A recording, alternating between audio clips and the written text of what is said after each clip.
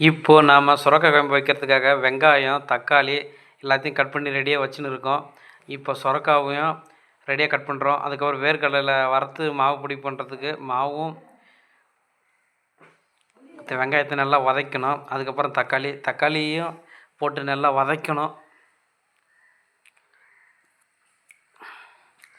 வதக்கின அப்புறம் இது வேர்க்கடலை மாவு நல்லா லாஸ்ட்டாக தான் போடணும். அரைச்சி வச்சுக்கிறேன்.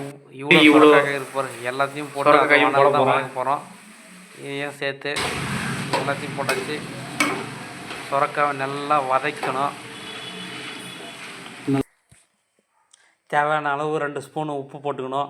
உப்பு போட்டு உப்பு முன்னாடியே போட்டால் காய் நல்லா வதக்கும். அதுக்கப்புறம் மிளகா பொடியும் 2 ஸ்பூன் ஆட்டம் போடணும். அது நமக்கு தேவையான அளவுக்கு தான் போட்டுக்கணும்.